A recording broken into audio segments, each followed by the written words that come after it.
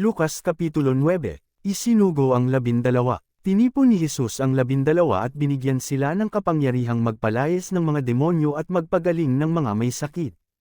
Isinugo sila ni Jesus upang mang-aral tungkol sa paghahari ng Diyos at upang magpagaling ng mga may sakit. Sila'y pinagbilinan niya, huwag kayong magbabaon ng anuman sa inyong paglalakbay, kahit tungkod, bag, tinapay, salapi, o bihisan man. Makituloy kayo sa sinumang tumanggap sa inyo, at manatili kayo sa bahay nito hanggang sa pag-alis ninyo sa bayang iyon. Kung hindi naman kayo tanggapin ng mga tao sa isang bayan, umalis kayo roon at ipagpag ninyo ang alikabok sa inyong mga paa bilang babala laban sa kanila. Saan man sila mapunta, ipinapangaral nila ang magandang balita at pinapagaling nila ang mga may sakit. Ang pagkabalisa ni Herodes. Ang mga nangyayari ay nabalitaan ni Herodes na pinuno ng Galilea. Nabagabag siya sapagkat may nagsasabing muling nabuhay si Juan na tagapagbautismo. Sinasabi naman ng iba, nagpakita si Elias. May nagsasabi pang, ang isa sa mga propeta noong unang panahon ay muling nabuhay. Ngunit sinabi ni Herodes, pinapugutan ko na si Juan. Sino kaya ang lalaking ito? Marami na akong nababalitaan tungkol sa kanya. Kaya sinikap niyang makita si Jesus. Ang pagpapakain sa 5,000, pagbalik ng mga apostol, isinalaysay nila kay Jesus ang lahat ng kanilang ginawa. Pagkatapos, umalis si Jesus kasama ang mga alagad papunta sa bayan ng Bethsaida. Sinundan siya ng mga tao nang malaman ito, at malugod naman silang tinanggap ni Jesus. Tinuruan niya ang mga tao tungkol sa paghahari ng Diyos at pinagaling niya ang mga may karamdaman.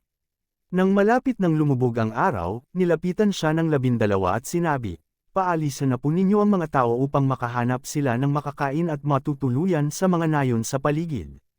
Nasa ilang na lugar po tayo. Ngunit sinabi niya, kayo ang magbigay sa kanila ng makakain. Sumagot naman ang mga alagad, wala po tayong pagkain kundi 5 tinapay at 2 isda. Bibili po ba kami ng pagkain para sa lahat ng taong ito? Halos 5,000 ang mga lalaking naroon. Sinabi niya sa kanyang mga alagad, paupuin ninyo ang mga tao ng 50. Pinaupo nga nila ang lahat. Kinuha ni Jesus ang 5 tinapay at 2 isda, tumingin sa langit at nagpasalamat sa Diyos. Pinaghati-hati niya ang mga tinapay at isda at ibinigay sa kanyang mga alagad upang ipamahagi sa mga tao. Silang lahat ay nakakain at nabusog. Nang ipunan ng mga alagad ang lamabes, nakapuno pa sila ng 12 kaing. Ang pahayag ni Pedro tungkol kay Jesus. Isang araw, habang si Jesus ay nananalangin mag-isa, lumapit sa kanya ang mga alagad. Tinanong sila ni Jesus, ano ang sinasabi ng mga tao tungkol sa akin? Sino raw ako? Sumagot sila, ang sabi po ng ilan, kayo si Juan na tagapagbautismo, sabi naman po ng iba, kayo si Elias, may nagsasabi namang muling nabuhay ang isa sa mga propeta noong unang panahon. Kayo naman, ano ang sabi ninyo? Tanong niya sa kanila, kayo po ang Kristo na sinugo ng Diyos.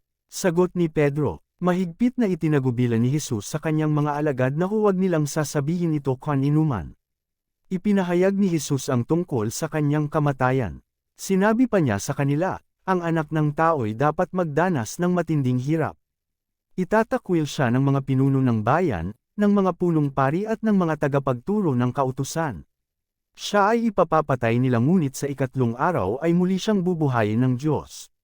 At sinabi niya sa kanilang lahat, ang sinumang nagnanais sumunod sa akin ay kinakailangang itakwil niya ang kanyang sarili, pasanin araw-araw ang kanyang krus, at sumunod sa akin. Ang naghahangad na magligtas ng kanyang buhay ay mawawalan nito, ngunit ang mawalan ng kanyang buhay alang-alang sa akin ay magkakamit nito. Ano nga ang mapapala ng tao, makamtan man niya ang buong daigdig kung ang mapapahamak naman ay ang kanyang sarili? Kapag ako at ang aking mga salita ay ikakahiya ni Newman, ikakahiya rin siya ng anak ng tao pagparito niya na taglay ang kanyang karangalan at ang karangalan ng Ama at ng mga banal na anghel. Sinasabi ko sa inyo ang totoo, may ilan sa inyo ritong hindi mamamatay hanggat hindi nila nakikitang naghahari ang Diyos. Ang pagbabagong anyo ni Jesus makalipas ang halos 8 araw, umakyat si Jesus sa bundok upang manalangin, isinama niya sina Pedro, Juan at Santiago. Habang siya'y nananalangin, nagbago ang anyo ng kanyang mukha at ang kanyang kasuotan ay nagningning sa kaputian. Biglang may nagpakitang 2 lalaki, sina Moises at Elias, na ang mga anyo ay nakakasilaw din. sila'y nakipag-usap kay Jesus tungkol sa nalalapit niyang kamatayan na magaganap sa Jerusalem. Natutulog sina Pedro noon, ngunit sila'y biglang nagising at nakita nila si Jesus na nakakasilaw ang anyo at may kasamang dalawang lalaki. Nang papaalis na ang mga lalaki, sinabi ni Pedro, "Panginoon, mabuti po at nandito kami, gagawa po kami ng 3 kubol, isa sa inyo, isa kay Moises, at isa kay Elias."